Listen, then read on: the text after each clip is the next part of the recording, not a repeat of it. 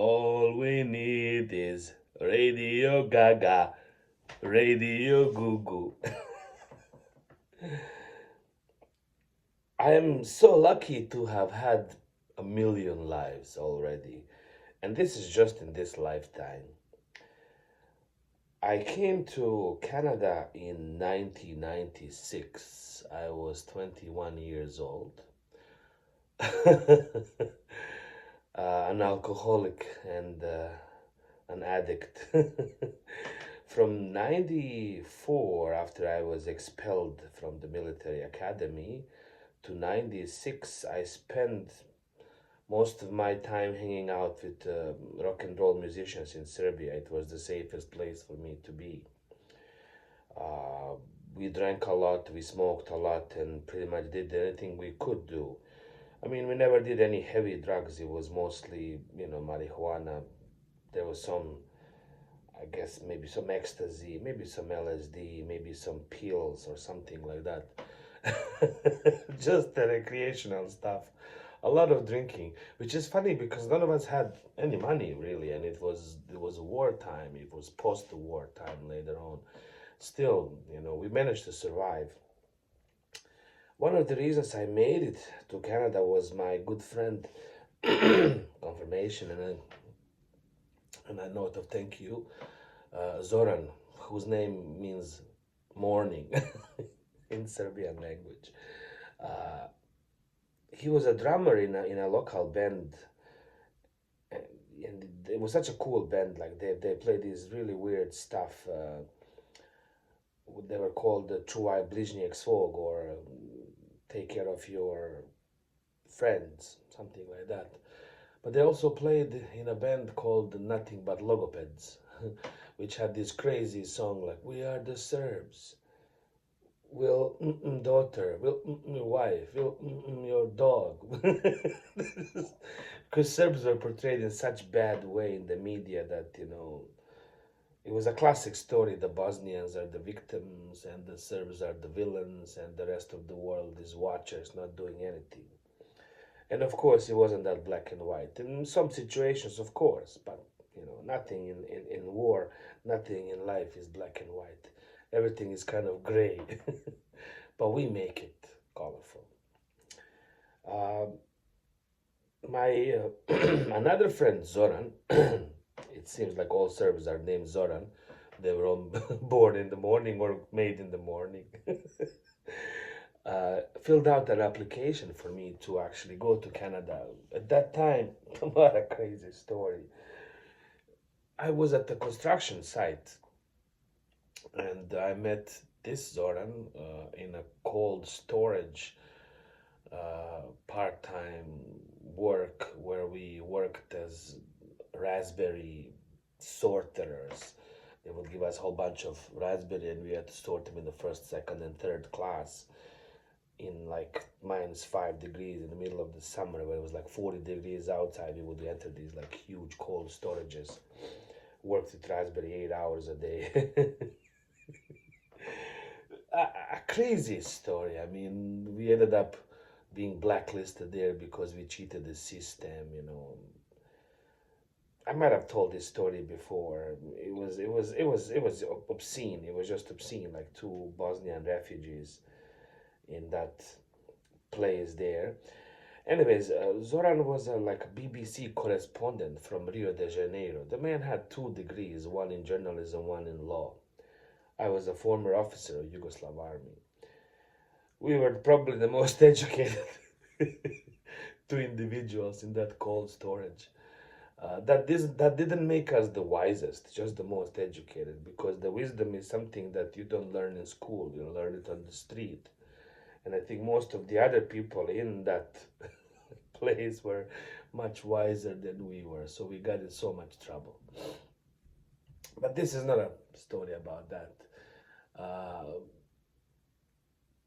so after he filled out an application for me to go to Canada, I remember he was asking me whether I wanted to go to some city or something like that. And I said, please take me to the capital city, Toronto. And he said, no, Toronto is not the capital city. I said, wow, there's another city in Canada. Yes, he said the capital is Ottawa. I said, doesn't matter, just write whatever.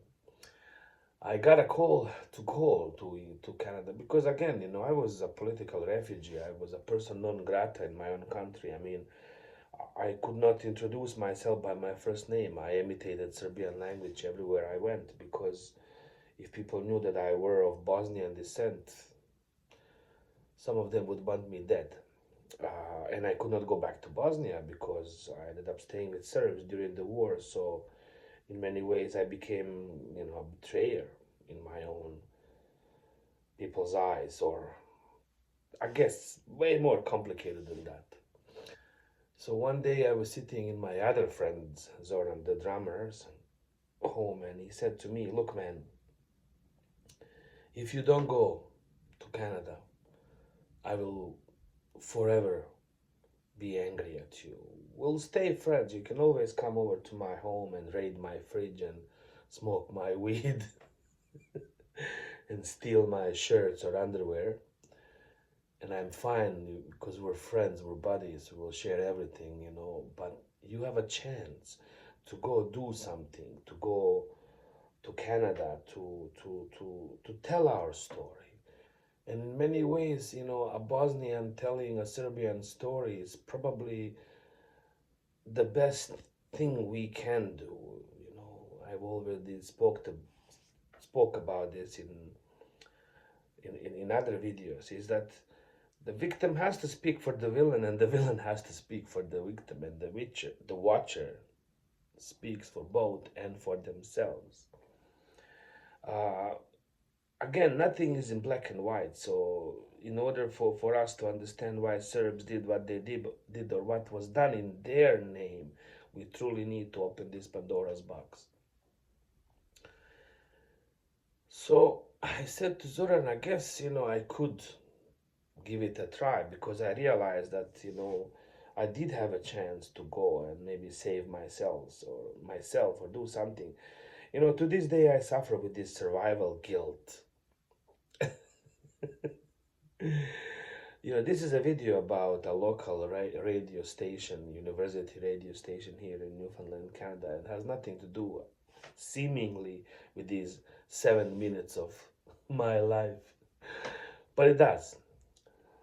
Um, you know, I just realized, okay, I mean, yes, I survived the war. Why did I survive it? Why was I the chosen one? Then I realized now that the war is over, the war is starting for me.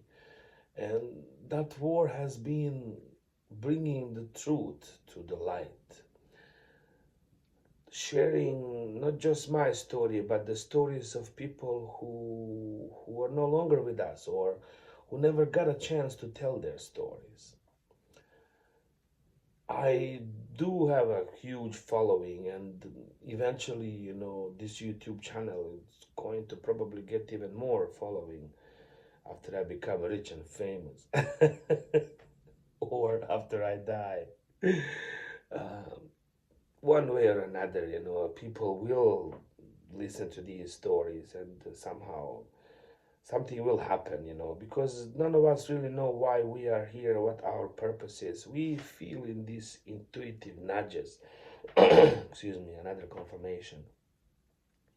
But it's hard to see the whole picture because we are just seemingly one human, but we are all interconnected. We are so much more connected than we will ever know. Not just with the present, but also with the past and the future. Our ancestors are speaking through us constantly. I have about 30 black t shirts, but the one I mostly wear, I have two of them, is by my friend Goblin, which is also from the same town in Serbia, because they also speak the truth. And in many ways, I want to remind myself that I'm not alone. And this is what they are saying, and this is what Michael Jackson was saying. I mean, through art, we connect. So, yes, I took the bullet, and after a lot of trouble, I actually managed to come to Canada.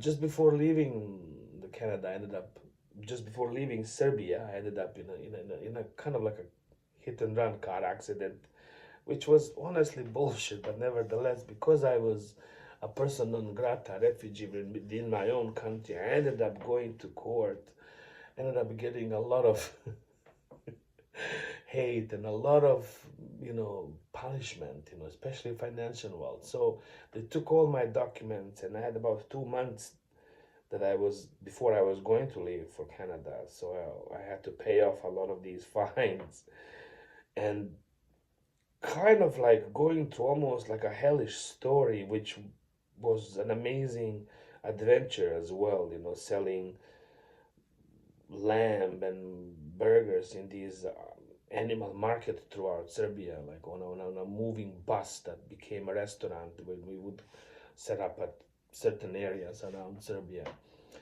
That itself was an amazing adventure because I ended up seeing rural Serbia where, Romani musicians would play in the middle of the field, just surrounded it like animals and people again selling roasted lambs and whatnot. It's like a medieval Neanderthal party that I cannot explain to you. It's just a whole bunch of buses would arrive in this middle of this like field, and people would bring animals that they were selling: sheep, cows, horses, whatnot, and we would set up a restaurant in the middle of a field and buy these lambs and kill them and slaughter them and roast them and sell them with copious amounts of brandy, and that would go on for a couple of days.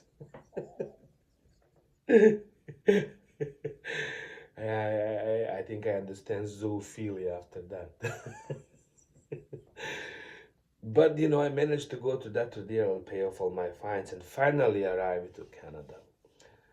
Uh, there's so many things that just happened like throughout this experience. But when I came here, I immediately fell in love with this place. Newfoundland is definitely a place that was quite welcoming in many ways.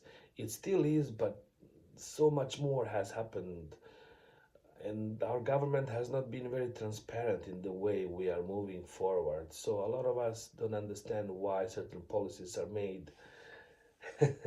Just like, the children taken to the island did not understand why they were taken to the island. The immigrants brought to this island also not understand why they were brought here in the first place. But when I came here the first time in the 96, it was such an amazing place. I ended up working at a local pub called the Ship Inn, now just the Ship Pub. That's where I learned English. I learned English behind the bar. And it was funny because people would come up to me, ask me for a screwdriver, which in English language translates as vodka and orange juice. It's not a well-known term around the world, but then every country has their own idiosyncrasies, things that only make sense to the people who are local. For example, bamboo is red wine and Coca-Cola, and in Germany they call that mix Korea. So when you go to a German pub and you order a Korea, you get red wine and Coca-Cola. And, so if I were to come to a bar in England or Canada and ask for a bamboo or a Korea, they would look at me as if I were a Martian. But the same thing for me, like people asking me for a screwdriver, which again is vodka and orange juice, and things like that, and so many local terms that I did not know. It was quite an experience, but people guided me through it. One of the people that I did meet, finally getting to my story, was a girl named Stephanie, and Stephanie worked at a local university radio station called CHMR. And we got to talking, of course, because we worked together, we became friends. She realized that I had this wealth of knowledge in music, that I was quite connected with the music scene in my country and worldwide, because A musician feels connected with every other musician in the world. We don't see the borders. We are musicians. So a British musician, an Indian musician, a Bosnian musician, we all play A minor, G, A minor, G. With a small difference, for some reason, B minor in former Yugoslavia is H minor. So the note B we read as H. So that's confusing. I remember when I first moved here and I talked about it, people were looking at me. I was like, what is an H minor? Or, you know, H flat. I don't know why that was named in such way. So she told me about this radio station and she said, we have an hour dedicated to sort of international, you know, music or something like that. So I think it was once a week or twice a week, maybe even three times a week. Maybe it was even daily. I have no idea. This was in 90s, so it would have been around maybe 2000. I continued my drinking and engaging into recreational drugs when I moved here as well. I'm glad I don't do that anymore. I can't. I'm too old. So, everything is a blur to me, honestly. But I do remember working at the CHMR, and it was kind of from 5 to 6 o'clock. I do think it was probably once a week. Maybe it was twice, because I was there quite often, you know. So she showed me how to basically, cue in the music, how to play the music, how to go on the air, how to get off the air, how to play music in the meantime, how to play jingles for the radio station or advertisement, because every so often you have to play, you know, radio advertisements, which were at that time not that many. So I think I did 1 hour, and it would be was there a news or something like that? I don't think so. I think I would just start at 5 o'clock, introduce my show, play a couple of jingles, then play some songs, then talk, then play some songs, then play some jingles, and play some songs and talk. And I think it was the most avant-garde hour at the station, because I was trying to make sense of everything that happened to me, of the war, of the music, of confirmation, of how music influenced the war, how music was used to create the war, to create sentiments within people. I used to play the craziest things ever. It was just some ninja music from Serbia, some popular music, some pop music, some country, some folk music. And you know what? It might have sounded funny. A lot of times people would actually call in and ask what this is. Like some of them were really happy to hear something like that because it was good music, and my talking was good because I kept introducing these different ideas, these different bands that nobody has heard of here. It was therapeutical. It gave me that identity.